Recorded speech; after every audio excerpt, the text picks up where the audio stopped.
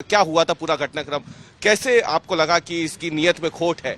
नियत में खोट इससे लगा, वो अपना मास्क नहीं उतार रहा था।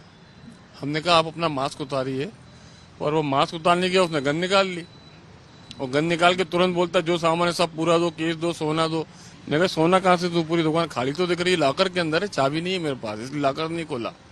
तो उसने फिर गल्ला खोला, गले में कुछ थोड़ा सा सामान रखा था और पैसे रखे थे, वो उसने जेब में रख लिए। और उतनी देर में बात करते करते मैं आगे बढ़ रहा था, मुझसे बोला था आगे मत आओ मैं मार दूंगा, पर मेरे आगे बढ़ने के कदम तो उसने फायर कर दिया। और वो मेरी किस्मत थी कि मुझे कुछ हुआ नहीं और या गोली चली नहीं, जो भी रहा, पर फायर हुआ था। उतनी देर के मूवमेंट में मैंने उसे पकड़ लिया और पकड़ के उसी की गन से उस पर मैंने वार किया। और मेरा सहयोगी जो मेरा कारीगर अंदर बैठा हुआ था, उसने भी उसे पकड़ लिया। फिर हम दोनों ने पकड़ के पहले तो हाथापाई हुई, जब उसको हमने कंट्रोल कर पाया, जब हमने पुलिस को बुला लिया और पुलिस के सुपुर्द कर दिया। तो आप दोनों ने ही उसे अकेले अपने उस पर काबू किया, आस पड़ोस के लोग भी था? नहीं, आस पड़ोस सबसे मतलब एक दुखद और दयनीय बात यह कि हमारे बगल में काम चल रहा है, 4-5-6 वर्कर्स थे, सब यहाँ खड़े थे, देख रहे थे अंदर हो रहा, लेकिन किसी को ये समझ में नहीं आ रहा कि क्या हो रहा है। एक व्यापार होना अपनी चीजें, हाथ पे चलना अपनी चीजें, पर आवाज भी दे रहे, पर कोई ना सुन रहा ना कोई देख रहा। उसके बाद हम खुद ही बाहर आए, हमने 100 नंबर डायल कर दिया, सब कर दिया, और हमारे में किसी में से कोई गया जो थाने तक पहुंच के पुलिस लेकर आया।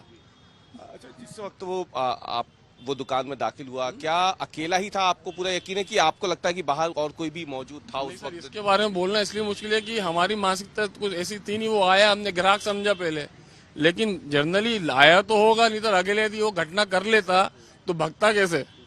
भगने के लिए कोई व्यवस्था करके तो आया होगा ना। सामान लेके यदि बाई चांस वो सफल हो जाता तो भगता कैसे? क्या पहले भी, इससे पहले वो इस तरीके का कोई शख्स आपकी दुकान में आया था, उसने रेकी वेकी की हो, या बस क्योंकि सीधे दुकान में घुस गया, या फिर उसने पहले भी सीधे दुकान पे आया, अंदर आया?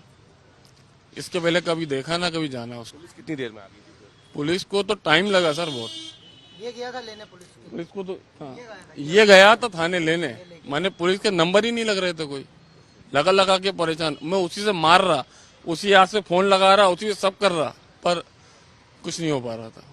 प्रदेश की राजधानी है भोपाल, और जिस जगह पे आपकी दुकान है बहुत ज्यादा व्यस्त रहने वाला ये इलाका है। खासतौर से अगर हम बात करें तो इस वक्त भोपाल में सबसे ज्यादा इन्वेस्टमेंट हो रहा है अगर जमीनों पे, तो इसी एरिया में हो रहा है, दक्षिण भोपाल में, साउथ भोपाल में। वहां पे इस तरीके की घटना हो जाना, ये सर बड़ी अशोभनीय मैटर है। कितना बगल में थाना होने के बाद और इतना चलती रोड होने के बाद भी इतनी हिम्मत हो गई कि चलते मार्केट में, चलते माहौल में भी वो इतनी गन दिखा के कार्रवाई करना चाह रहा था। वो तो वक्त का साथ हमारा मिल गया कि हमने कुछ एक्शन ले पाए, नहीं तो वही एक्शन ले जाता। क्या लग रहा है सुरक्षा को लेकर आप लोग कितने आश्वस्त हैं अपनी सुरक्षा को लेकर के? पॉश मार्केट में व्यस्त सड़क पे दुकान लेके बैठे? नहीं सर, हम लोगों को तो सुरक्षित होने के साथ साथ पुलिस को भी थोड़ा ध्यान देना चाहिए कि वो इस तरह की गतिविधि और एक्शन पे थोड़ा ध्यान रखे। यदि हम एक्शन लेने में सक्षम नहीं होते या अलर्ट नहीं होते तो आज घटना घटित हो ही गई होती, और शायद मेरी अंत्येष्टि की तैयारी हो रही होती। गोली लग गई होती तो अंत्येष्टि ही होनी थी। लेकिन बहादुरी से, मनोज जैन की बहादुरी थी, उनके कर्मचारी की बहादुरी थी कि ये जो लूट की कोशिश है वो नाकाम रही। और इस बेहद व्यस्त इलाके में जब ये लूट हुई तो जाहिर सी बात है कई सवाल भी खड़े हो रहे हैं। लेकिन अब जो है आप देख सकते हैं पुलिस जो है वो यहाँ पे मौजूद है और तमाम साक्ष्य इकट्ठा करने की कोशिशें जो हैं वो की जा रही हैं। और फिलहाल जो आरोपी है उसे पुलिस ने गिरफ्त में ले लिया है और उससे पूछताछ कर रही है, और अब ये पता लगाने की कोशिश कर रही है कि इस वारदात को अंजाम देने के लिए क्या वो अकेला यहाँ पे मौजूद था या फिर कोई और भी था जो बाहर मौजूद था, लेकिन उस पर किसी की नजर नहीं गई।